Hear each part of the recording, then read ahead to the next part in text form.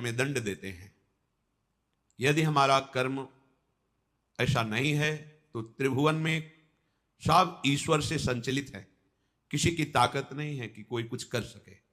कई बार सत्संग में सुनाया है कि एक बाल्यावस्था से भगवान शालिग्राम की आराधना करते हुए विरक्त मार्ग के पथिक बने और हर समय भजन परायण और भ्रमण करते थे।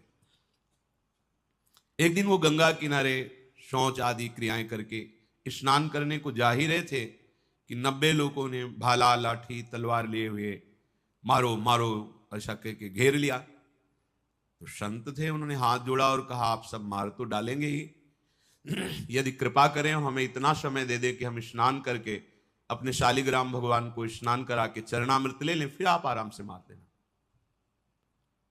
भगवान की इच्छा से वो रुक गए, स्नान किया, शालिग्राम भगवान का सांगोपांग स्नान आदि करा के पूजन किया, चरणामृत लिया और हृदय से प्रार्थना की, प्रभु इस जन्म में हमने तो कोई ऐसी गलती नहीं की जिसका ऐसा दंड मिले कि 90 लोग प्रहार करके मारेंगे।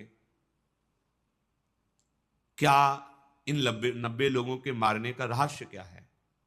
सच्चे हृदय से प्रार्थना की तो भगवान उनके हृदय में स्फुरणा की और जैसे अपने को टीवी में दृश्य दिखाई देता है ऐसे दृश्य उनके सामने चलने लगा। उन्होंने 90 पुरुषों की हत्या की थी पूर्व जन्म में। तो भगवान ने कहा इनको 90 बार जन्म लेना होता और तुम्हें 90 बार मरना होता, पर मेरे भजन का प्रभाव है कि एक साथ ही 90 तुम पर प्रहार करेंगे। तुम मेरे ध्यान में निमग्न हो जाओ, शरीर छोड़कर अब तुम मेरे परम धाम को आओगे। भगवान ने हटाया नहीं, ये कृपा करी कि उसे 90 बार जन्म ना मरना नहीं पड़ा, एक बार में ही 90 लोगों ने प्रहार किया और शरीर तो नाशवान ही है, एक ना एक दिन सबका छूटना है। शरीर छूटा और भगवत धाम को गए।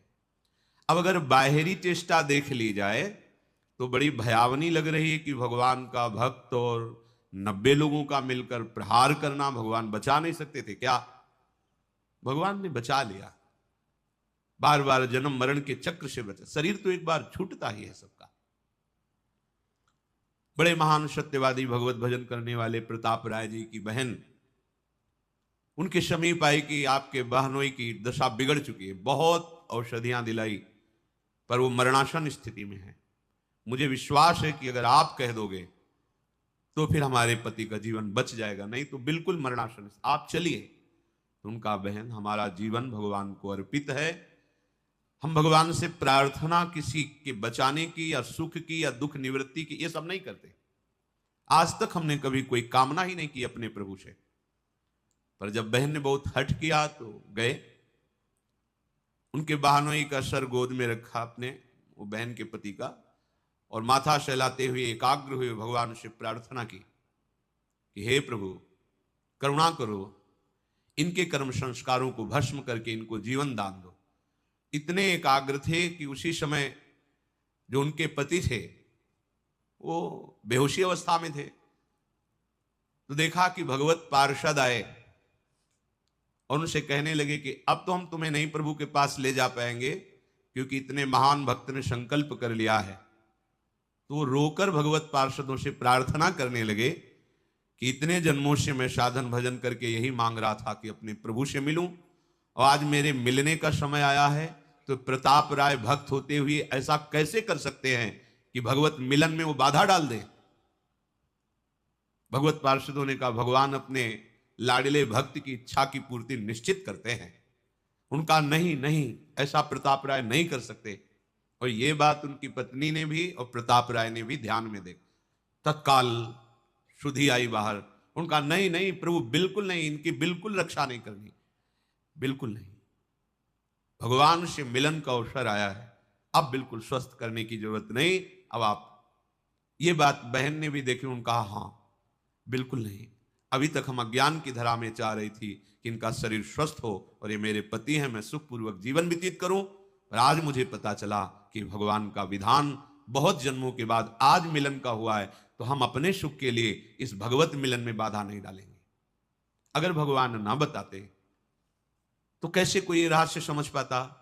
ऐसे ही अपने लोग हैं, अपने लोगों के ऊपर भगवत कृपा है। अब जो भी विधान हो रहा है भगवत कृपा से युक्त हो रहा है।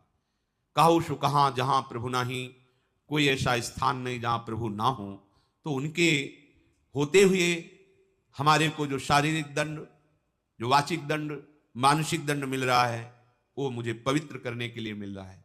अगर उस दंड विधान में शरीर भी छूट जाता है तो राधा राधा हमें श्री जी की प्राप्ति होगी। शरीर तो छूटना ही है, आज या कल छूटना ही है। निराशा या भक्ति मार्ग में उत्साहहीनता, ये बिल्कुल ठीक नहीं है। कोई संशय प्रवृत्ति आ जाना कि अगर भगवान का भजन करते भगवान होते, तो ऐसा नहीं, बिल्कुल नहीं। बहुत कृपालु भगवान हैं, उनका जितना विधान है वो बड़ा कृपामय होता है।